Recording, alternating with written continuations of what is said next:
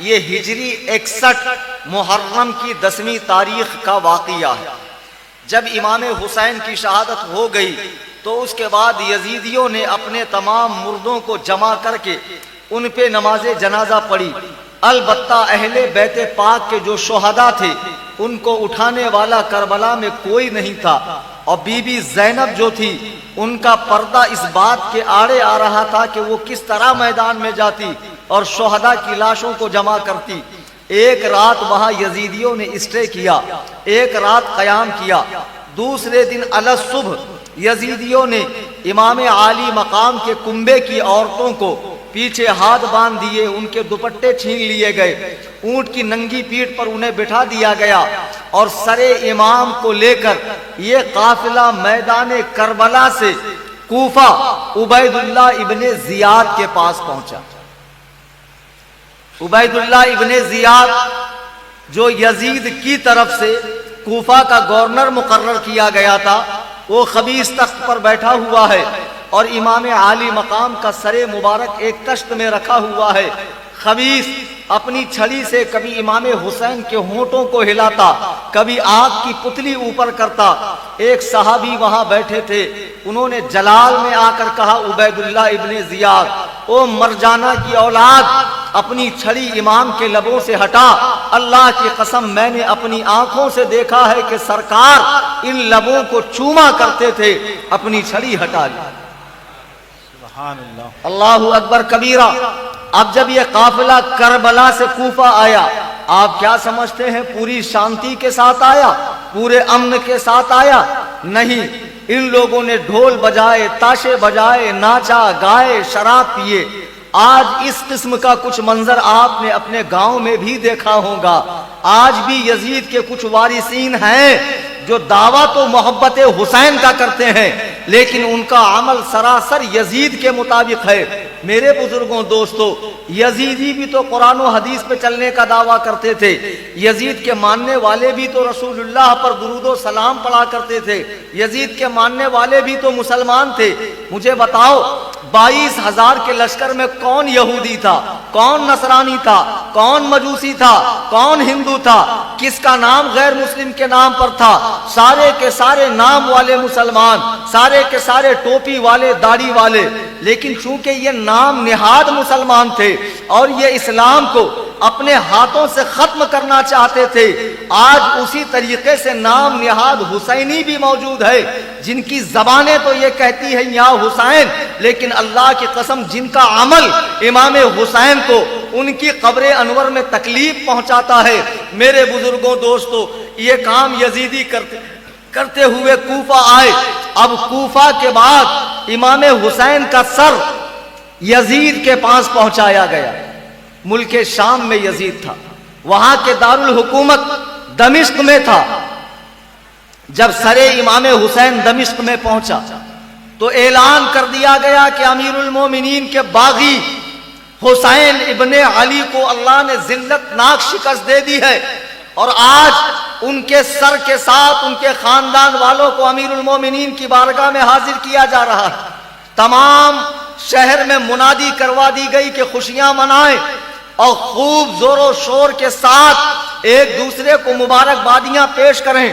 اللہ اللہ، کیسا زمانہ ہے کہ جو لوگ اسلام کی زندگی کے اندر رگ و پے کی حیثیت رکھتے ہیں، آج انہیں مظلوم بنا کر ایک ظالم کے سامنے پیش کیا جا رہا ہے۔ جب یہ حسینی قافلہ ملک شام میں داخل ہوا، دمشق میں داخل ہوا، تو اہل بیت پاک کی عورتیں جن کے اوپر دوپٹے نہیں تھے، ہاتھ بندھے ہوئے ہیں، شرم سے کسی کا چہرہ نہیں دیکھتی ہے۔ اللہ کے رسول کے ایک صحابی اس وقت دمشق میں آئے ہوئے تھے، انہوں نے جب دیکھا کہ بہت بڑی بھیڑ ہے، بہت بڑا مجمع ہے، تو انہوں نے ایک سپاہی سے پوچھا کیا معاملہ ہے؟ تو سپاہی نے بتایا کہ کربلا میں جنگ ہوئی، حسین کو شکست ہوئی، ان کے سر کو لایا گیا ہے۔ صحابی روتے روتے قریب آئے تو بی بی سکینہ جو امام عالی مقام کی 7 سال کی بچی ہے، صحابی نے کہا سنو، میں آپ کے نانا جان کا ادنا سا غلام اور صحابی ہوں، میرے لائق کوئی خدمت ہے؟ بی بی سکینہ کہتی ہے اگر آپ کچھ کر سکتے ہیں تو ان ڈھول بجانے والوں کو آگے کر دیجئے۔ چونکہ لوگ ان کی وجہ سے ہمیں دیکھتے ہیں اور ہماری خاندان کی عورتیں وہ مقدس ہیں، وہ عفت مآب ہیں کہ جن کے طلبوں کو مہر و ماہ نے بھی نہیں دیکھا ہے۔ آپ ان تماشا کاریوں کو آگے کر دیجئے۔ اس صحابی نے ان ڈھول بجانے والوں کو، تماشا کرنے والوں کو چند روپیے دے کر آگے کر دیا۔ اب جب یزید کے دربار میں امام عالی مقام کا سر پہنچا تو روایتوں میں آتا ہے کہ یزید رونے لگا کہ اے حسین ابن علی، اگر ڈائریکٹ آپ میرے پاس آتے تو آج ایسا نہ ہوتا۔ علماء فرماتے ہیں یہ یزید کی مکاری تھی جو قتل حسین کا داغ اپنے دامن سے دھونا چاہتا تھا، لیکن وہابیوں کے ابا کی بخشش نہیں ہو سکتی، چونکہ وہابی جن روایات کو لا کر اپنے باپ یزید کو بچانا چاہتے ہیں، ان روایات پر ہم سے بہت زیادہ حافظ زبیر علی زئی، مشہور اہل حدیث عالم ہے پاکستان کے، انہوں نے خود ان روایات کو کھنڈن کیا ہے اور یزید کو لعنتی اور کافر قرار دیا۔ بے شک حق ہے۔ آج جو یہ نئے لوگ پیدا ہوئے ہیں، یہ چھوکرے، کالج میں پڑھنے والے اسٹوڈنٹ، یہ کھڑے ہو کر پیشاب کرنے والے چھوکرے قرآن و حدیث پڑھنے کی بات کرتے ہیں اور اپنے ابا یزید کا بچاؤ کرتے ہیں۔ تمہارے ابا کی خبر میں ابھی آگے لیتا ہوں، سنو۔ امام عالی مقام کا جب سر مبارک لایا گیا، یزید نے بھی وہی حرکت کی جو عبید اللہ ابن زیاد نے کی تھی۔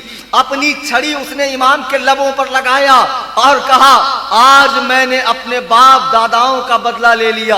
علماء فرماتے ہیں جو قبیلہ قریش اور بنو امیہ کے اندر اختلافات اور جھگڑے تھے، ان جھگڑوں کی دشمنی یزید کے دل میں پڑ رہی تھی اور وہ اپنے لکڑ سکڑ دادا جو حالت کفر میں مرے ہیں ان کے خون کا بدلہ لینا چاہتا تھا۔ بہرحال پھر ہوا یہ کہ کوفہ کی جامع مسجد میں اذان ہو گئی۔ امام زین العابدین بیماری کے باوجود کوفہ کی جامع مسجد میں گئے۔ یزید بھی آیا اور یزید آتے ہی منبر پہ بیٹھ گیا۔ امام زین العابدین نیچے بیٹھے ہوئے سامعین میں، یزید منبر پہ بیٹھا ہوا ہے۔ اسی بیچ میں اذان ہوتی ہے۔ جب مؤذن نے کہا اشہد ان محمد الرسول اللہ، امام زین العابدین تڑپ گئے اور یزید سے پوچھا اے یزید یہ بتا، ابھی ابھی اذان میں جس کا نام لیا گیا وہ تیرا نانا ہے کہ میرا نانا ہے؟ یزید نے کہا آپ کے نانا ہے۔ حضرت امام زین العابدین کہتے یزید تجھے شرم نہ آئی کہ تو نے اس پیارے نانا کے نواسے امام عالی مقام کو 3 دن بھوکا پیاسا رکھ کر بڑی بے دردی سے شہید کیا اور آج تم نیک بن کر منبر پر بیٹھا ہوا ہے؟ یہ منبر تیرے لیے نہیں ہے، یہ منبر ہمارے لیے ہے، ہم اس کے حقدار ہیں، خلافت ہمارا حق ہے، خلافت تیرا حق نہیں ہے۔ امام زین العابدین زارو قطار رونے لگے۔ یزید نے دیکھا کہ معاملہ گرم نہ ہو جائے، لوگ میرے خلاف نہ ہو جائے، تو نعمان بن بشیر جو کوفہ کے گورنر تھے پہلے، ان کو بلایا اور 30 سپاہیوں کا دستہ دے کر کہا ان کو مدینے لے کر جاؤ۔ اب اہل بیت پاک کا یہ لٹا پٹا قافلہ ملک شام سے چلتا ہے تو واپسی میں کربلا آتا ہے۔ حضرت زینب نے جب کربلا کو دیکھا تو زارو قطار رونے لگی، زارو قطار رونے لگی، چونکہ اس کربلا میں چند دن پہلے بڑی بے دردی کے ساتھ گلستان نبوت کے پھولوں کو کچل دیا گیا تھا۔ امام زین العابدین نے بھی وہاں پر ایک مشہور قصیدہ لکھا ہے جسے آج کل کے شعراء پڑھتے ہیں۔ اب یہ لٹا پٹا قافلہ جب مدینے میں آیا، اہل مدینہ کو پتا چلا کہ کربلا کے مسافروں کی آمد ہو چکی ہے۔ تمام عورتیں رونے کے لیے قریب آ گئی۔ امام زین العابدین سے، سیدہ زینب سے، سیدہ سکینہ سے لپٹ لپٹ کے رونے لگی۔ اللہ اکبر کبیرہ، اللہ اکبر کبیرہ۔ میرے بزرگوں اور دوستوں، ظاہری طور پر اگر دیکھا جائے تو جنگ کربلا میں امام عالی مقام کی ظاہری شکست ہوئی ہے، اسے دنیا کا ہر مورخ لکھے گا، لیکن اللہ کے عزت و جلال کی قسم، حسین نے ایسی فتح پائی ہے کہ قیامت تک ان کی فتح کے ڈنکے بجتے رہیں گے۔ بے شک سبحان اللہ سبحان اللہ. امام عالی مقام کو ایسی فتح نصیب ہوئی ہے کہ جس کا تصور بھی آپ کے حاشیہ خیال میں نہیں آئے گا. حسین نے جس مقصد کے لیے قربانی دی تھی وہ مقصد زندہ ہو گیا, وہ مقصد قائم رہا, وہ مقصد قیامت تک چلتا رہے گا. میرے بزرگوں دوستو, اتنا کرنے کے بعد یزید خاموش نہیں رہا. اس نے ہجری 63 میں مدینہ طیبہ پہ حملہ کروایا. مدینہ طیبہ پہ اس نے حملہ کروایا, اور مدینہ طیبہ پہ جب حملہ کروایا تو مدینے کی مقدس عورتوں کو اپنے خبیث لشکر کے لیے حلال کر دیا. آج جو لوگ یزید کے سپورٹ میں ہیں, میں ایک بات پوچھتا ہوں, یزید کا سپورٹ کرتے ہو تو اپنے بچوں کا نام یزید کے نام پہ کیوں نہیں رکھتے ہو؟ اور دعا کرو کہ اے اللہ جو حسین والے ہیں ان کا حشر حسین کے ساتھ, اور ہم یزید والوں کا یزید کے ساتھ حشر فرما. دعا کیوں نہیں کرتے ہو؟ ایک موسٹ وانٹیڈ انڈیا کا شخص جس کا نام ہے ذاکر نائک, میں تو اسے ذاکر نائک نہیں جوکر نائک کہتا ہوں. وہ توتلا, وہ بوبڑا جسے اردو پڑھنی نہیں آتی. ایک جگہ ایک صاحب ملے, بولے وہ بہت بڑا عالم ہے. میں نے کہا بڑا تو ہٹا دے, یہ بتا عالم ہے کہ نہیں ہے. ساری تقریر اس کی سن ڈالی ہے, کہیں بھی آپ کو ایک بھی آیت قرآنیہ وہ عربی میں پڑھتا ہوا نہیں ملے گا, عربی عبارت پڑھتا ہوا نہیں ملے گا, صرف ترجمہ کرتا ہوا ملے گا. اسے قرآن پڑھنا آئے گا تب تو پڑھے گا. اسے تو بائبل آتی ہے, گیتا آتی ہے, رامائن آتی ہے, اسے قرآن پڑھنا نہیں آتا ہے. وہ خبیث کہتا کربلا سیاست کی جنگ تھی. امام حسین کا مقصد حکومت پانا تھا, اور امام حسین نے حکومت کے لیے اتنا بڑا ڈھونگ رچا تھا. معاذ اللہ رب العالمین, اس خبیث پر اور اس کی نسلوں پہ لعنت. اس سے کہو علامہ ابن کثیر رحمہ اللہ بہت ثقہ عالم ہے, بہت بڑے عالم ہے, اور یہ کس کے شاگرد ہے معلوم ہے؟ حافظ ابو العباس ابن تیمیہ حنبلی حرانی, اس کے یہ شاگرد ہے. اور ابن تیمیہ وہ شخص ہے جو وہابیوں کا شیخ الاسلام ہے, اس کے شاگرد ہے حافظ ابن کثیر. انہوں نے ایک کتاب لکھی ہے البدایہ والنہایہ, اس میں یہ سارے واقعات لکھے ہیں کہ یزید پلید نے مدینہ منورہ پہ حملہ کیا. وہ مقدس شہر کہ جس کے بارے میں حضور فرماتے ہیں نبی وہیں دفن ہوتا ہے, جو شہر اسے پسند ہوتا ہے. میرے آقا مدینے میں دفن ہے, معلوم پڑا مدینہ میرے آقا کو پسند ہے. یزید کے لشکر نے جب حملہ کیا, اللہ اکبر کبیرہ, مدینے کی تمام عورتوں کو اپنے لشکر کے لیے حلال کر دیا. مسجد نبوی میں 3 دن تک نمازوں کا سلسلہ بند رہا, یہاں تک کہ اس کے لشکریوں نے اپنے گھوڑے سرکار کے ممبر کے قریب باندھے. حضور فرماتے ہیں میرے ممبر سے میری قبر تک کا حصہ جنت کے باغوں میں سے ایک باغ ہے. سبحان اللہ سبحان اللہ.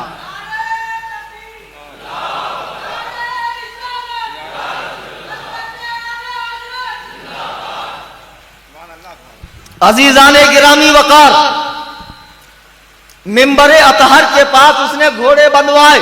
ان گھوڑوں نے وہاں پیشاب بھی کیا, پاخانہ بھی کیا, گندگی بھی کی. ایک صحابی جو حدیث میں بہت ثقہ ہے, اثبت ہے, اوثق ہے, جن کا نام ہے سعید تابعی, سعید بن مسیب رحمہ اللہ, مسجد نبوی بند کر دی گئی. وہ پاگل بن کر گھومتے تھے تو لوگ انہیں پاگل سمجھ کے چھوڑ دیا لوگوں نے. پھر وہ مسجد نبوی میں آ کر نماز پڑھتے.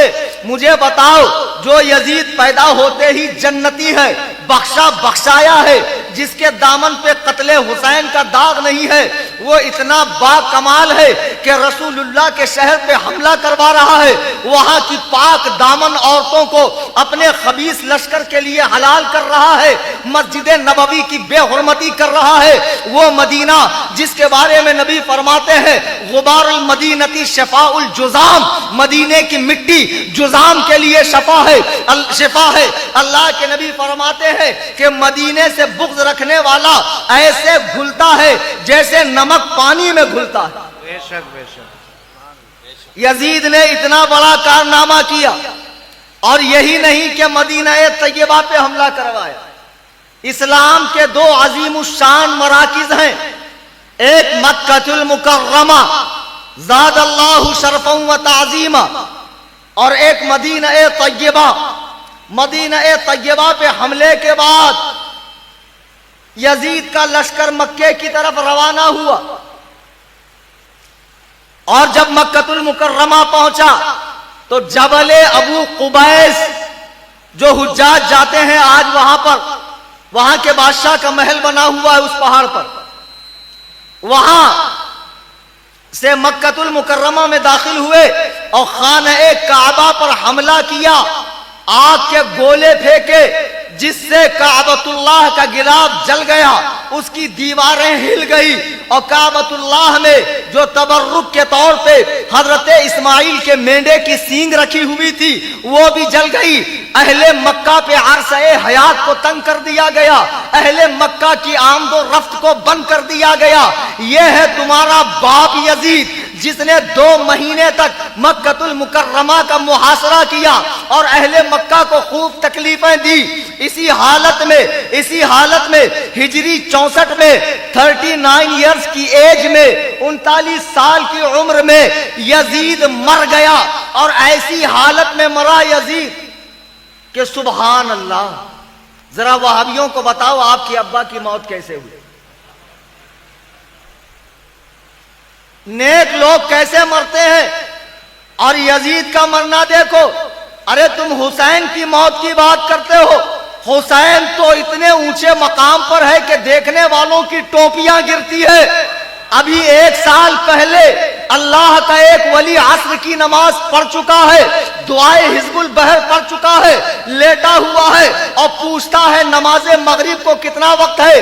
اللہ کے نبی فرماتے ہیں وہ بندہ مومن جو ایک نماز کے بعد دوسرے نماز کا انتظار کرے وہ اللہ کا ولی ہے۔ وہ اللہ کا ولی پوچھتا ہے مغرب کو کتنا وقت ہے، لوگوں نے بتایا ہے حضور 10 منٹ، زبان سے جاری ہو رہا ہے اللہ اکبر اللہ اکبر اللہ اکبر۔ جب مؤذن نے اذان پکاری روح قفس عنصری سے پرواز ہو گئی، یہ کہتے ہوئے اختر قادری خلد میں چل دیا، خلد واہ ہے ہر قادری کے لیے۔ نعرہ تکبیر، نعرہ تکبیر، نعرہ رسالہ، فیضان حضور تاج الشریعہ، فیضان حضور تاج الشریعہ، علماء اہل سنت، نعرہ تکبیر۔ ماشاءاللہ صوفی صاحب پابندی کے ساتھ نوازتے رہتے ہیں، اور بیٹھے بیٹھے آپ کے پیروں میں درد ہو جائے تو نوازنے کے لیے آپ بھی تشریف لایا کریں۔ عزیزان گرامی وقار، یہ تو حسین اعظم کی بات ہے، یہ ایک اللہ کا ولی جو ہماری آنکھوں نے جسے کئی مرتبہ دیکھا، خدمت کی ہے اس عالم میں، جس کی روح قفس عنصری سے پرواز کر رہی ہے۔ ذرا وہابیوں کو بتاؤ جس کی حمایت میں صفحے کے صفحے تم نے سیاہ کر ڈالے ہیں، کفایت اللہ سنابلی نام کا ایک بہت بڑا بدبخت اہل حدیث ہندوستان میں ہے، اور بھی بہت سارے سلفی۔ یہ سلفی نہیں ہے، سیلفی ہے، سیلفی لینے والی قوم یزید کے حمایت میں اتر آئے ہیں۔ میں کہتا ہوں تم سیاہ کر ڈالو کاغذ کے کاغذ۔ میرے نبی نے یزید کے بارے میں نہیں کہا، حسین کے بارے میں کہا سیدہ شباب اہل الجنہ الحسن والحسین، کہ میرے حسن و حسین جنتی جوانوں کے سردار ہے۔ ذرا تمہارے ابا کے بارے میں بھی ایک حدیث لانا تو۔ تمہارا ابا تو رسول اللہ کے زمانے میں پیدا ہی نہیں ہوا، ہجری 25 میں پیدا ہوا، اور یہ بدبخت جس نے اہل بیت پاک پر ظلم و ستم کے ایسے پہاڑ توڑے، اللہ اللہ مدینۃ الرسول پر حملہ کیا، اس شہر مقدس پر حملہ کیا، اتنے باوقار شہر پہ حملہ کیا کہ جس کی عظمتوں کو ہم کیا بیان کریں۔ اللہ اکبر کبیرہ۔ عربی زبان کی ایک کتاب ہے عیون الحکایات، اس میں ایک قصہ درج ہے۔ قصہ یہ ہے کہ ایک بار آسمان و زمین میں ڈیبیٹ ہوا۔ ڈیبیٹ سمجھتے ہیں نا آپ لوگ؟ ابھی سے آپ لوگوں کی انرجی ختم ہو گئی اور مجھ سے کہتے ہیں 2 گھنٹہ بیان کیجیے، چلیے میں بھی جلدی ہی ختم کر دیتا ہوں آج۔ ڈیبیٹ کہتے ہیں مناظرے کو۔ آسمان و زمین میں ڈیبیٹ ہوا، کون افضل کون افضل۔ زمین نے اپنی نعمتیں گنوائی، آسمان نے اپنی نعمتیں گنوائی۔ زمین نے گنوائی، پھر آسمان نے گنوائی۔ پھر آسمان نے کہا دیکھ میں اتنا وسیع ہوں، عریض ہوں، یہ ہوں، وہ ہے، وہ ہوں، مجھ میں ملائکہ کا مسکن ہے، جنت ہے، دوزخ ہے، مجھ میں اعلیٰ علیین ہے، سدرۃ المنتہا ہے، بیت المعمور ہے، یہاں تک کہ خدا بند قدوس و جبروت کا عرش بھی میرے اوپر ہے۔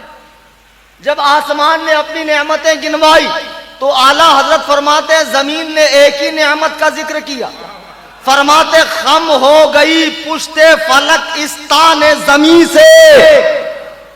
آسمان کو ایسے دیکھو سیدھا دکھتا، پھر چاروں طرف سے ایسے گول جیسے کٹورا، تو اعلیٰ حضرت فرماتے آسمان کی پیٹھ ٹیڑھی ہو گئی، خم ہو گئی پشت فلک اس تان زمین سے۔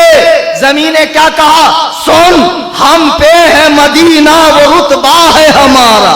سبحان اللہ سبحان اللہ۔ سن ہم پہ ہے مدینہ وہ رتبہ ہے ہمارا۔ اس مدینہ طیبہ پہ یزید نے حملہ کروایا، مکہ المکرمہ پہ کروایا۔ ہجری 63 میں 39 سال کی عمر میں یزید اس حالت میں مرا کہ ایک گانے والی گانا گا رہی ہے اور نواب صاحب سوئے سوئے نکل لیے، شراب کی ایک سراہی پاس میں رکھی ہوئی ہے، ایک گلاس جو ہاتھ میں تھا جس پر ہاتھ کا قبضہ کمزور پڑ گیا تو معلوم پڑتا ہے جو آخری مرتبہ جنت سے ایک اسٹاپ پہلے گئے ہیں وہابیوں کے ابا تو شراب نوش کرتے کرتے گئے ہیں۔ اللہ کرے تمام وہابیوں کی موت یزید جیسی ہی ہو، اس لیے کہ یہ یزید سے محبت کرتے ہیں۔ اب کوئی ہو یزید کا چاہنے والا تو کھڑے ہو جائیں مناظرے کے لیے اور بتائیں وہ کون سی دلیل ہے جس بنا پہ تم اسے بخشا بخشایا ثابت کر رہے ہو۔ حدیث قسطنطنیہ پر میں آج بحث نہیں کروں گا، اس پر میری پوری تقریر آدھے گھنٹے کی موجود ہے، یوٹیوب پہ جا کر سن لو۔ اب جب یزید لعین مر گیا تو حضرت عبداللہ ابن زبیر نے یزید کے لشکریوں سے کہا تم کس کے لیے جنگ کر رہے ہو؟ تمہیں پتہ نہیں کہ تمہارا امیر اور خلیفہ یزید مر چکا ہے اور بڑی بری حالت میں موت نے اسے آ کر گھیرا ہے؟ تو یزید کے لشکریوں نے سمجھا کہ آپ ہمارے حوصلے پست کرنے کے لیے اس قسم کی بات کر رہے ہیں، تو ان لوگوں نے جنگ کو بند نہیں کیا۔ لیکن 3 دن کے بعد جب یزید کے لشکر والوں کو پتا چلا کہ یزید مر چکا ہے تو ان کے حوصلے پست پڑ گئے۔ عبداللہ ابن زبیر نے زوردار حملہ کر کے ان خبیثوں کو کھدیڑا اور پھر عبداللہ ابن زبیر نے اہل مکہ سے، اہل مدینہ سے، اہل کوفہ سے اپنی خلافت کی بیعت لی۔ یزید نے مرنے سے پہلے اپنے بیٹے معاویہ کو اپنے تخت پر بٹھایا، اس کے باپ کا بھی نام معاویہ ہے اور بیٹے کا بھی نام معاویہ ہے۔ معاویہ کو بٹھایا جو صرف اور صرف 2 مہینے تک ہی جس نے حکومت کی۔ تو جب وہ مرنے لگا تو لوگوں نے کہا اپنی جگہ کسی اور کو بٹھا دیں، تو یزید کا بیٹا کہتا ہے کہ جس تخت میں مجھے کوئی مزہ نہیں آیا ایسی پریشانی میں دوسرے کو مبتلا نہیں کر سکتا ہوں۔ وہ 2 مہینے بعد مر گیا، اب اس کی جگہ مروان بن حکم وہ خلیفہ بنا۔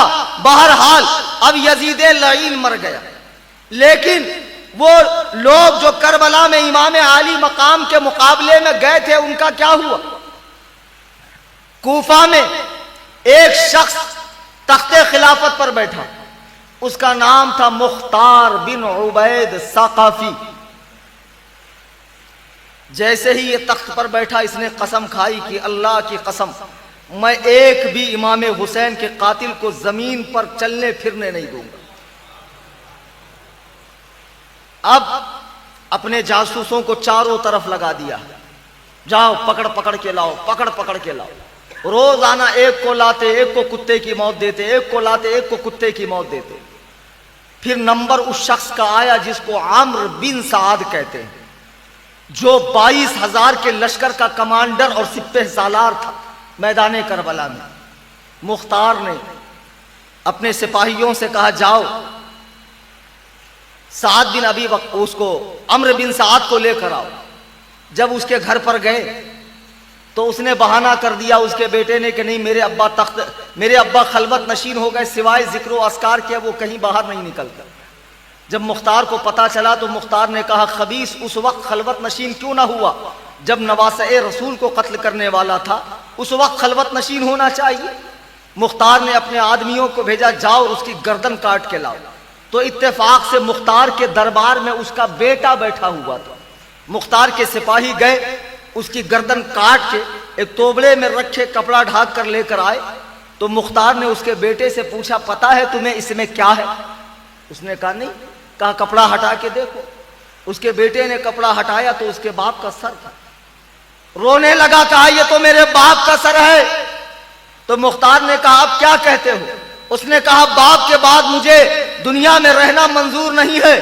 تو مختار نے کہا ضرور تجھے بھی اس کے پاس پہنچاتا ہوں. یہ کہہ کر اسے بھی قتل کروا دیا. اور مختار نے کہا سنو, حسین کا بدلہ باپ کا سر, علی اکبر کا بدلہ بیٹے کا سر. اللہ کی قسم اگر میں قریش کے 70,000 آدمیوں کو کاٹ دوں تب بھی وہ حسین کی انگلی کے برابر نہیں ہو سکتے. بے شک بے شک.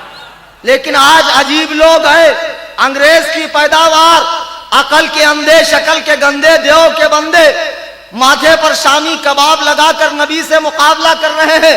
یہاں تو مختار کہہ رہا ہے اگر میں قریش کے 70,000 لوگوں کو کاٹ دوں تب بھی وہ حسین کی انگلی کے برابر نہیں ہو سکتے ہیں. اس کے بعد مختار نے ایک ایک کر کے سارے قاتلان حسین کو پکڑنا اور مارنا شروع کیا. اب بچا عبید اللہ ابن زیاد.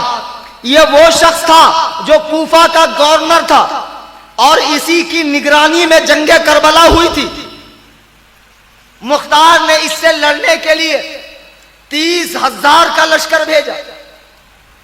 اب وہی محرم کی ہجری 67 محرم کی 10 تاریخ اور وہی نہر فرات, عبید اللہ ابن زیاد اور مختار ثقفی کا لشکر آمنے سامنے.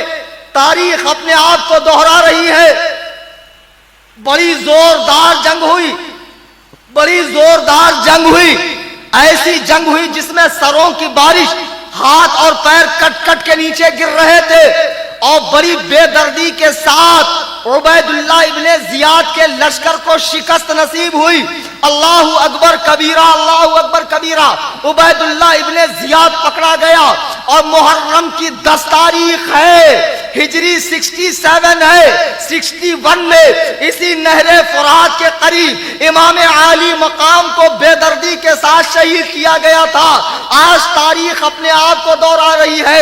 اے لوگوں ظلم نہ کرنا, اے لوگوں کسی کا مال نہ ہڑپنا, کسی کا دل نہ دکھانا. موقع سب کا آتا ہے, بارش سب کی آتی ہے, چاند سب کو ملتا ہے. اگر تمہیں اللہ نے قابل بنایا ہے تو غریبوں کی مدد کرو, غریبوں پہ ظلم نہ کرنا. اللہ نے تمہیں اگر پولیٹکس کا پاور دیا ہے اپنے مسلم سماج کا بھلا کرو, کسی غریب کو دکھاؤ مت, کسی کو دباؤ مت, کسی کا مال ہڑپو مت. یاد رکھو دنیا میں بھی ذلت ملتی ہے, آخرت میں بھی ذلت.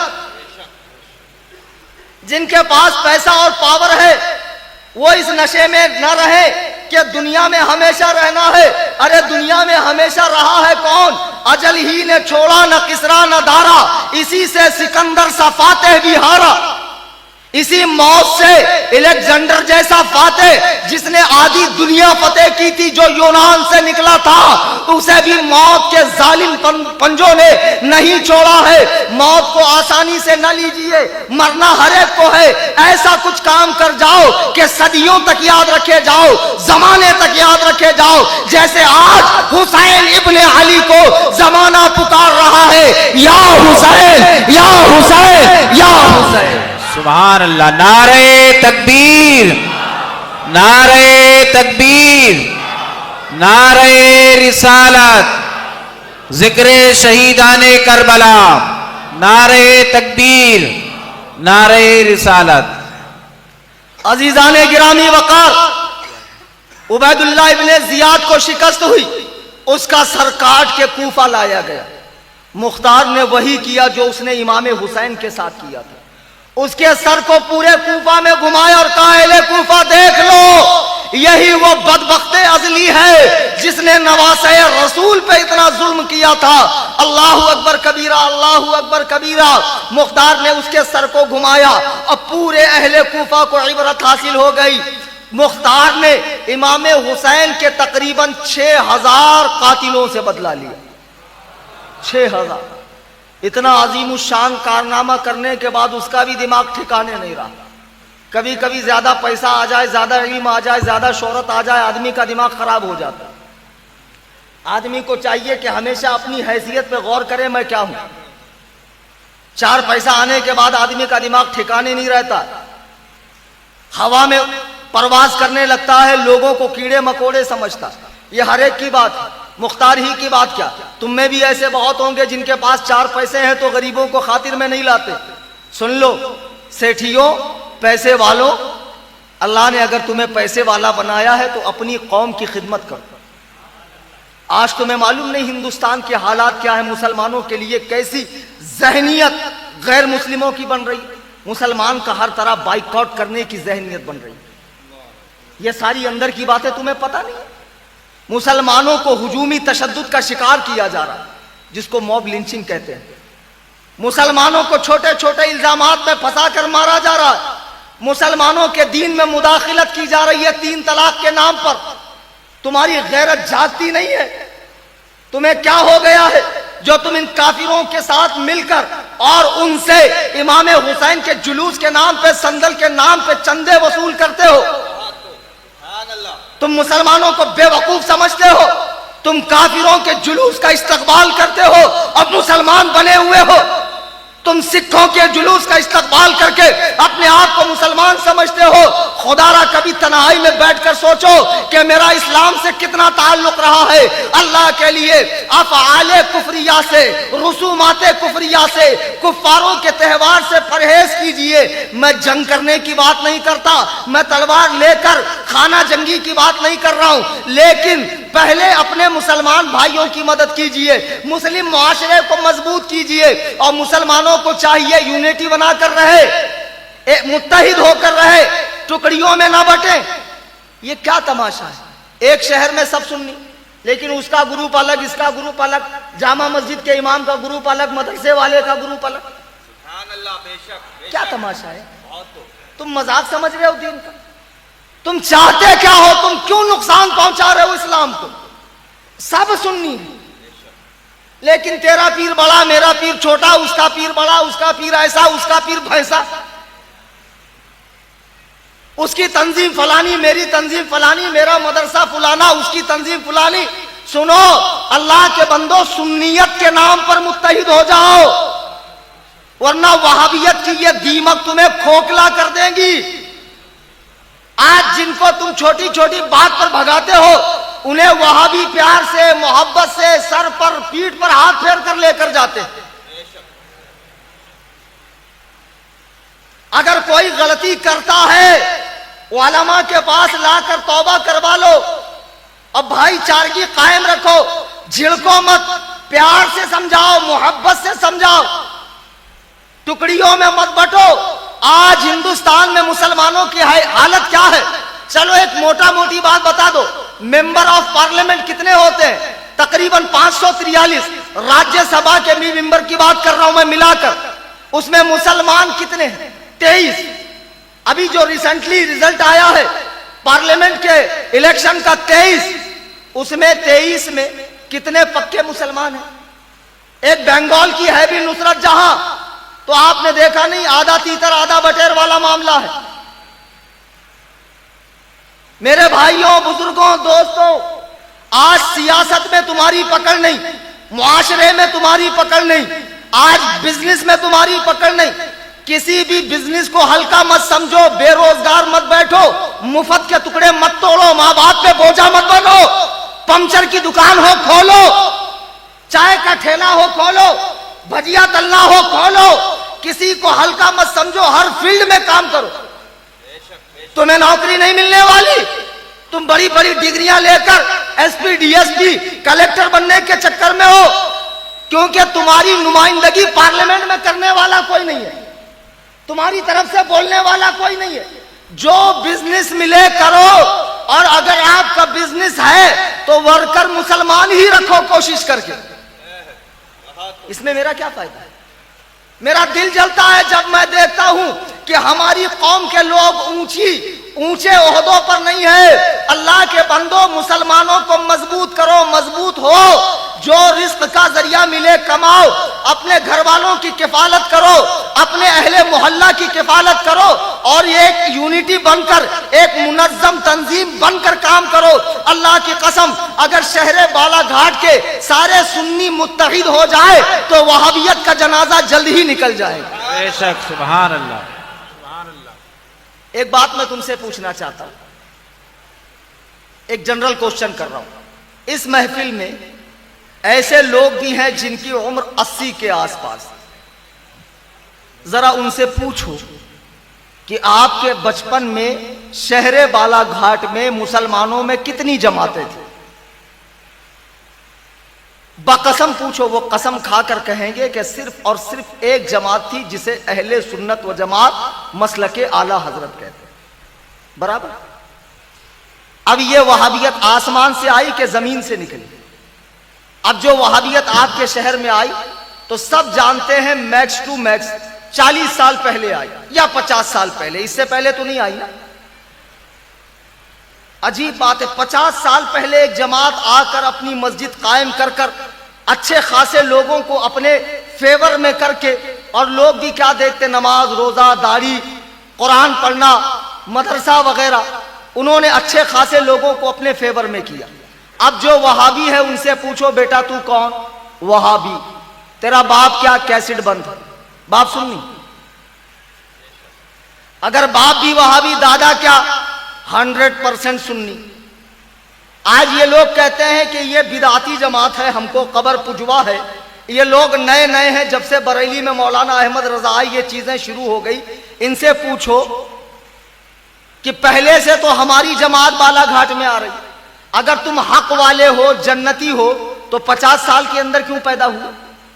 हक ऊपर से नीचे आता है कि नीचे से ऊपर जाता है?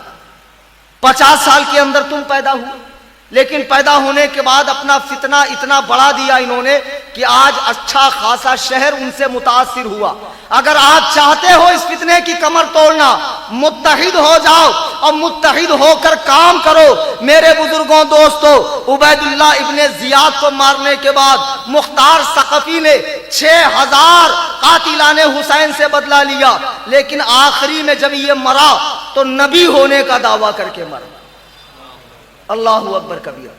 और ताजिए की जो बिदात है ना, ये इसी मुख्तार सकफी ने शुरू की। जी हाँ, ताजिए की बुरी रस्म मुख्तार सकफी ने कूफा से शुरू की है। बहरहाल मुख्तार मर गया। अब इसके बाद खुदा बंदे कुद्दूस का कहर कैसे नाजिल हुआ कि कूफा में एक महफिल बैठी हुई थी और लोग कहने लगे कि जो भी करबला के मैदान में गया उसे कोई ना कोई अल्लाह के अजाब में वो मुब्तला हुआ। एक बुड्ढा खड़ा हुआ, उसने कहा मैं भी तो गया था, मेरे साथ कुछ नहीं हुआ। उठा और चराग दुरुस्त करने लगा कि चराग ने उसके बदन को पकड़ लिया, पूरी बॉडी उसकी जलने लगी। उस पे पानी फेंका जाता लेकिन असर न हुआ, यहां तक कि वो जलकर कोयला हुआ। اور بھی جتنے تھے، وہ شخص جس نے حضرت علی اصغر کو تیر مارا تھا 6 مہینے کے بچے کو، اللہ نے اسے ایسے عذاب میں مبتلا کیا کہ پیٹ کی جانب اس کے آگ لگتی تھی اور پیٹھ کی جانب اس کے ٹھنڈی لگتی تھی، اتنی مصیبت میں اسے مبتلا کیا، اسے پانی پلایا جاتا 6 مٹکے تب بھی اس کی آگ نہ بجھتی تھی، یہاں تک کہ اس کا پیٹ پھٹ گیا اور وہ مر گیا۔ حضرت امام سیوطی رحمت اللہ علیہ فرماتے ہیں کہ اس سال کوفے میں چیچک سے 1500 بچے اندھے پیدا ہوئے، اندھے۔ حضرت ابن عباس کی روایت ہے طبرانی میں کہ اللہ نے حضور کو وحی نازل فرمائی۔ کیا وحی نازل فرمائی؟ کہ حضرت زکریا جو میرے نبی تھے، ان کو قتل کرنے کے بدلے میں نے 70,000 لوگوں سے انتقام لیا، بدلہ لیا، اور اے نبی تیرے نواسے کے بدلے میں 70 کے ڈبل یعنی 1,40,000 لوگوں سے بدلہ لوں گا۔ اب لوگ کہیں گے مولانا لشکر تو 22,000 کا تھا، پھر 1,40,000 سے اللہ نے بدلہ کیوں لیا؟ کسی کا منہ سور جیسا ہو گیا، کوئی جل گیا، عجیب بیماریوں میں مبتلا ہو گئے، کوئی آنکھوں کا اندھا ہو گیا، 1,40,000 سے بدلہ کیوں؟ تو سنو، حدیث پاک ہے، میرے آقا فرماتے ہیں کہ جس جگہ کوئی برائی کا کام ہو، جو لوگ وہاں موجود ہیں وہ تو گنہگار ہے ہی، لیکن جو اس میں موجود نہ ہو لیکن ہونے کی خواہش رکھتے ہیں کہ کاش ہم بھی ہوتے، تو دیکھتے کیسے ڈھول بج رہا تھا، کیسے صندل شریف نکل رہا تھا، کیسے ڈی جے بج رہا تھا، کیسے بابا کے آنگ میں حاضری آ رہی تھی۔ جو لوگ وہاں رہنے کی خواہش کرے وہ بھی ایسے ہی ہیں جیسے لوگ وہاں موجود ہوں۔ بے شک۔ پھر اللہ کے نبی فرماتے ہیں کسی جگہ نیک کام ہو رہا ہو تو جو وہاں ہے ان کو تو ثواب ملے گا، لیکن جو وہاں نہیں ہے اور ہونے کی خواہش رکھتے ہیں اللہ ان کو بھی اتنا ہی ثواب دے گا جو موجود ہونے والوں کو ملتا ہے۔ سبحان اللہ، سبحان اللہ۔ کیا سمجھے آپ کہ میدان کربلا میں جانے کی جن جن لوگوں نے خواہش کی، اللہ نے سب کو دنیا ہی میں سب سے بدلہ لیا، انتقام لیا۔ اب جو لوگ، الحمدللہ مجھے بتایا گیا کہ تقریروں سے 80% مجمع بابا پارٹی کا کم ہو گیا، اللہ کا شکر، لیکن جو 20% بھی گئے تو کیوں گئے؟ انہیں پیار سے محبت سے سمجھانا ہمارا آپ کا فرض ہے۔ ان بیچاروں کو عجیب خواب دکھائے جاتے ہیں، سبز باغ دکھائے جاتے ہیں۔ یہ بابا پارٹی آج کل ہندوستان میں سنیت کو بدنام کرنے میں کوئی کسر نہیں چھوڑ رہی ہے۔ جتنا بدنام سنیت کو ان مجاوروں نے، ان چادر چور مجاوروں نے، ان چرسیوں نے، گنجیڑیوں نے، بھنگیوں نے، ان حرام خور شریعت بیزار لٹھ والے، لمبے لمبے بال والے اور حاضری آنے والے باباؤں نے بدنام کیا ہے۔ اور وہاں بھی دیوبندی کہتے ہیں دیکھو یہ ہے بریلویوں کا پیر۔ آج باقاعدہ سوشل میڈیا پہ ننگے پنگے بابا، لمبے لمبے بال والے بابا، کچھ بابا تو ایسے کہ قبر کے اوپر لیٹ گئے ہیں اور کہا ان کا سب ہو گیا، خالی آنکھ بند ہو گئی تو اوپر سے ڈھانک دینا ہے۔ عجیب مذاق بنا لیا شریعت کا ان لوگوں نے۔ ان ننگے پنگے فقیروں کو دیکھ کر کہتے ہیں دیکھو یہ ہے بریلویوں کے بابا۔ اے وہابیوں، دیوبندیوں، ان حرام خور شریعت بیزار شریعت کے دشمن پیروں کو دیکھ کر بریلوی نہ کہنا۔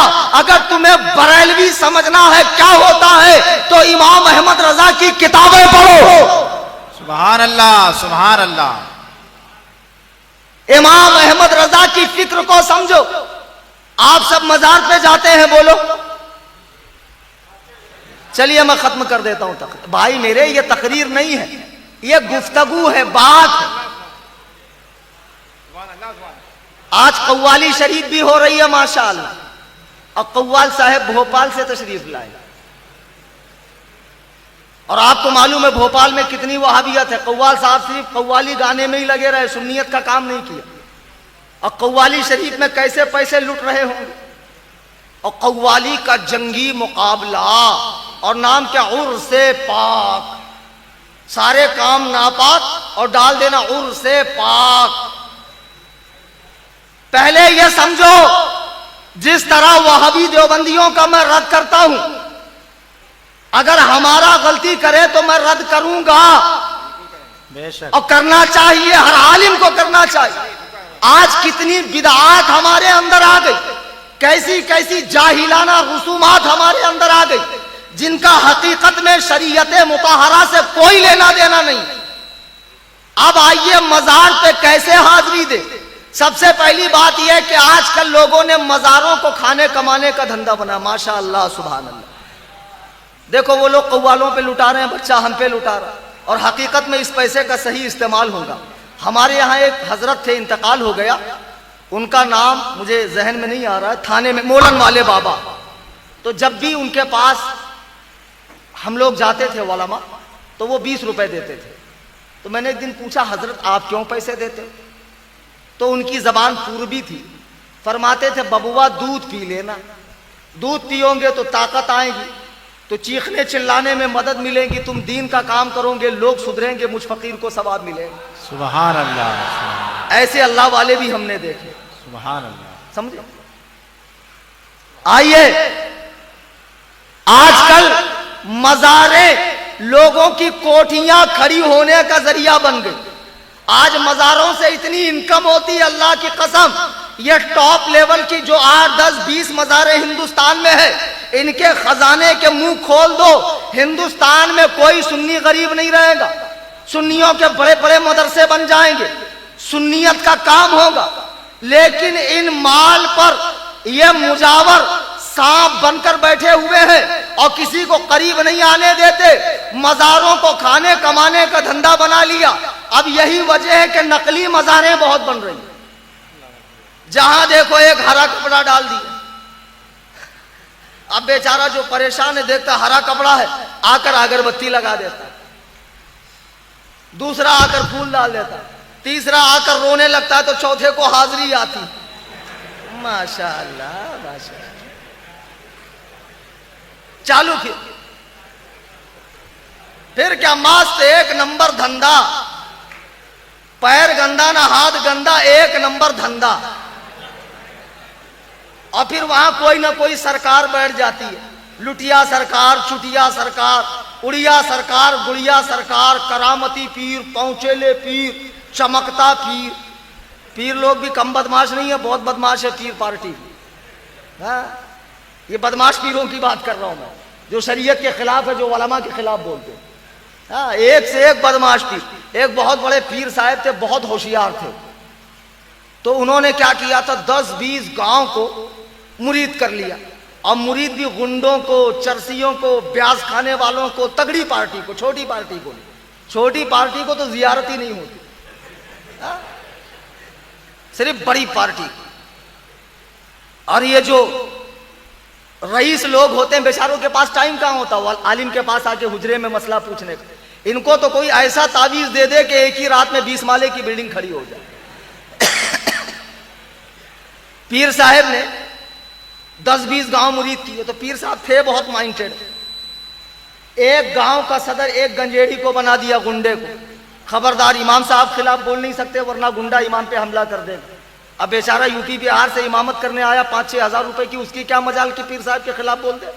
پیر صاحب نے گنڈے جو ایسے پال رکھے, اس کو صدر بنا دیا. گاؤں کا پورا زکات, صدقہ, خیرات, نذرانے اور جتنا بھی ہے سب کے سب وصول کے خانقاہ شریف میں بھیجا کر. اور پیر صاحب اپنی 7 پشتوں کے کھانے کا انتظام کر رہے ہیں. پیر لوگ کو کم مت سمجھنا, بہت چاپٹر ہوتے ہیں پیر لوگ. اب اسی طرح پیر صاحب سال میں ایک بار ایک گاؤں میں جاتے. تو جب ایک گاؤں میں گئے تو پورا گاؤں خوش, حضرت تشریف لا رہے ہیں, حضرت تشریف لا رہے ہیں. پورا لیپا پوتی اور گاؤں کے اندر سجاوٹ. حضرت تشریف لائے, ماشاء اللہ کیا خوبصورت چہرہ, کیا لال داڑھی, زلفیں یہاں تک, ماشاء اللہ, بڑا پگڑا. 80 ہاتھ کا امامہ شریف جس میں پورے مدرسے کے بچوں کی دستار بندی ہو جائے گی، عصا شریف، اور یہ موٹے موٹے نگ والی انگوٹھی شریف ہے، بڑی بڑی تسبیح، اور اتنے خوبصورت دکھ رہے ہیں کہ معلوم پڑتا ہے پیر صاحب کم ہے دلہن زیادہ ہے۔ منہ سے پان کھا کھا کے چونچ لال پیر صاحب کے، اب فرماتے بھی کم تھے، بولتے بھی کم تھے، آتا نہیں تھا زیادہ بولنا، اور جو بول دیں گے وہی حق وہی صحیح۔ حضرت نے فرما دیا، بات ختم، حضرت نے فرما دیا۔ ماشاءاللہ ماشاءاللہ، ذرا دیکھو تو حضرت کا فرمایا ہوا لوہے محفوظ پہ لکھا ہوا۔ اب حضرت جب تشریف لائے، یہ گر گر پڑھ رہے ہیں، یہ مرمر پڑھ رہے ہیں، یہ دم کروانے کے لیے باٹل آگے لے کر جا رہے ہیں۔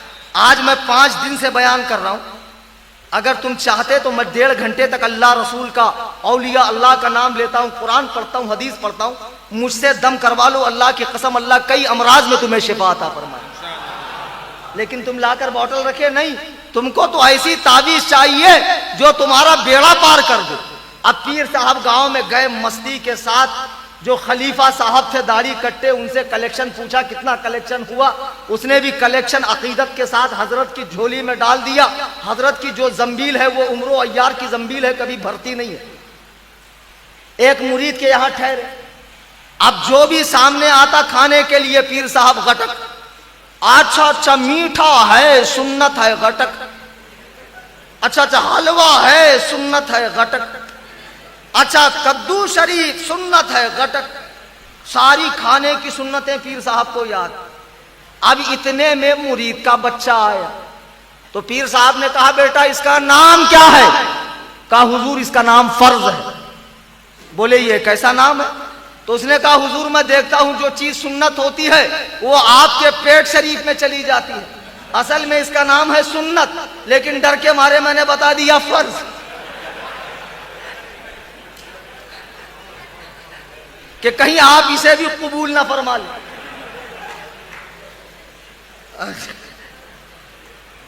اب ڈھیر سارا کھانے کے بعد، اب جو دن بھر عورت پکا رہی ہے، عالم کو نہیں ٹھہرائیں گے گھر میں، ہے نا؟ عالم کو فیضان ٹھہرائے گا، فلاں ٹھہرائے گا، اور تم پیر صاحب کو ٹھہرا کے مزے مارو گے۔ عالم ٹھہرے گا تو 5 وقت نماز پڑھے گا نا، پیر صاحب تو ماشاءاللہ برکت دے کر جائیں گے۔ بہرحال اب پیر صاحب خوب کھائے تو عورت نے کہا ارے میں دن بھر پکاتی رہوں گی، میرے منگڑ دکھ رہے ہیں، پیر صاحب کو کہو نماز پڑھنے۔ اب بیچارہ مرید آیا، کہا حضور اذان ہو گئی، نماز پڑھیں گے؟ بولے کم بخت، یہ اٹھک بیٹھک والی نماز ہماری نہیں ہے، یہ نماز تو مولویوں کی، ہم تو طریقت والے ہیں، ہم تو کعبے میں نماز پڑھتے ہیں۔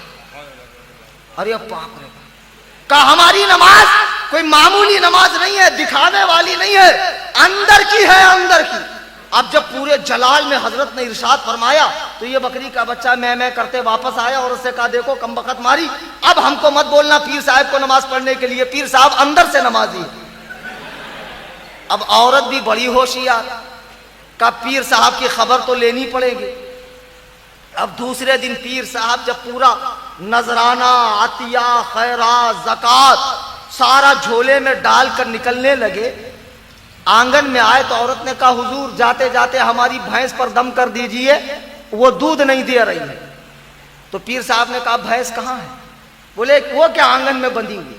پیر صاحب نے جب بنظر غائر دیکھا تو کہا رہے یہ تو گدھا ہے، تم اس کو بھینس کیسے کہہ رہی ہو؟ اس نے کہا نہیں حضور یہ دکھنے میں گدھا ہے، اندر سے بھینس ہے، جیسے آپ اندر سے نمازی، جیسے آپ اندر سے نمازی ہے ویسے یہ اندر سے بھینس ہے۔ آج مزاروں کا دھندا بڑے فارم میں ہے، ماشاءاللہ کیا کہنے، قوالیاں ہوتی ہے، عورتیں آتی، اور جب تک عورتیں نہیں آئیں گی دھندا چلے گا نہیں، بابا لوگ کا بھی اور مزار والوں کا بھی، کیونکہ سب سے زیادہ کمائی عورتوں سے ہوتی ہے۔ ساس آتی ہے بہو سے بیٹا توڑانے کے لیے، بہو آتی ہے ماں سے بیٹا توڑانے کے لیے، اور بابا بھی بہت چیپٹر دونوں سے لیتا، نہ وہ اس کو بولیں گی میں دے کر آئی، نہ وہ اس کو بولیں گی میں دے کر آئی۔ بابا پارٹی بھی ایک پارٹی ہے، پیر پارٹی، بابا پارٹی، مجاور پارٹی، یہ بدعاتی یہ مزاروں کے نام پہ دھندے کرنے والے، یہ نقلی مزاریں بنانے والے، یہ کہتے ہیں فلانے کا چلہ ہے، غریب نواز کا چلہ۔ غریب نواز بالا گھاٹ آئے تھے؟ نہیں بھائی۔ غوث پاک سرکار بالا گھاٹ آئے تھے؟ حضرت زندہ شاہ مدار بالا گھاٹ آئے تھے؟ غازی سرکار بالا گھاٹ آئے تھے؟ کاہے کا چلہ؟ یہ چلہ چلی کچھ نہیں ہے اسلام میں، یہ سب بدعات ہے، خرافات ہے، یہاں سے شرک و کفر کی جڑیں کھلتی ہے، ان سب کو مٹا دینا چاہیے۔ اگر حقیقت میں کوئی مزار ہو تو اس مزار پر نیاز و فاتحہ کرو، یہ چلوں پر اور یہ جھنڈوں پر اور یہ نقلی قبروں پر فاتحہ پڑھنے کی کوئی ضرورت نہیں ہے۔ بے شک سبحان اللہ۔ تم نے مذاق بنایا ہے اسلام کا۔ پہلے ہی کیا کم مزاریں ہیں جو تم نقلی مزاریں بنا رہے ہو؟ اب جو اصلی مزار ہے بھی، دیکھو بہت سے لوگوں کے دل ٹوٹ گئے ہوں گے اور جانے کے بعد کہیں گے یہ تو بہت غلط کر دیا آخری میں مفتی صاحب، میں تمہاری مرضی سے نہیں چلوں گا۔ سمجھ میں آئی بات؟ میں اللہ رسول کے قانون کا پابند ہوں، مدرسے میں مجھے سکھایا گیا ہے جو قرآن و سنت میں ہو وہی بولنا ہے، تمہاری مرضی نہیں بولوں گا میں۔ آئی سمجھ میں بات؟ مزار پر بھی کیسے جائیں؟ ایک پارٹی ہے مزار جانے سے روکتی ہے، قبر پر وہابی۔ ہم کہتے ہیں مزارات پر جاؤ، فرض واجب نہیں ہے، جانا چاہو تو جاؤ، فرض واجب مت سمجھ لینا، فرض واجب ہے نماز پڑھنا۔ اب مزار پہ جانے کا طریقہ کیا ہے؟ اعلیٰ حضرت امام اہل سنت مجدد اعظم دین و ملت امام احمد رضا خان فاضل بریلوی رضی اللہ تعالیٰ عنہ مزار پہ جانے کے آداب بیان کرتے ہیں۔ کسی بھی بزرگ کی مزار پہ جاؤ تو پہلے وضو کر لو، اور جب اندر داخل ہو جاؤ تو 4 ہاتھ دور کھڑے رہو، ان کی پائنتی کی جانب جہاں ان کے پیر ہیں، کھڑے ہو کر جتنا قرآن یاد ہے پڑھ لو۔ پڑھنے کے بعد ان کی روح کو ایصال ثواب کرو، بخشو، اور پھر کہو مولا تعالی تیرے اس نیک بندے کے صدقے میرا فلاں فلاں کام کر دے، انشاءاللہ تعالی اللہ تعالی اس نیک بندے کے صدقے آپ کا کام کر دے گا۔ سبحان اللہ سبحان اللہ۔ پھر واپس آ جاؤ۔ چومنا منع لکھا ہے اعلیٰ حضرت نے، اگر کوئی نہ ہو تو چوم سکتے ہیں۔ ایکچول میں چومنے میں ایسا لگتا ہے کہ سامنے والا جھک کر سجدہ کر رہا ہے تو جاہل لوگ سجدے کا رواج ڈال دیتے ہیں، یہی صحیح طریقہ ہے۔ اب چادر لے جانا، چادر کی منت، تو سن لو یہ منت شرعی نہیں ہے، یہ منت شرعی نہیں ہے، چادر کی کوئی منت ہوتی نہیں ہے۔ اگر آپ کا کوئی کام نہیں ہو رہا ہے تو کیا منت کرو گے؟ 10 بیوی کی کہانی سنوں گا، 16 سیدوں کی کہانی سنوں گا، فلانی مزار پہ چادر چڑھاؤں گا؟ نہیں، منت یہ ہونا چاہیے اگر میرا فلاں کام ہو جائے تو میں 2 رکعت نماز پڑھوں گا، کعبۃ اللہ کا طواف کروں گا، میں اتنے غریبوں کو کھانا کھلاؤں گا، اتنے مسکینوں کو کھانا کھلاؤں گا، اگر میرا کام ہو جائے اتنے دن کا میں اعتکاف کروں گا۔ اس قسم کی منت ہوتی ہے، مزاروں پر چادر چڑھانے کی کوئی منت نہیں۔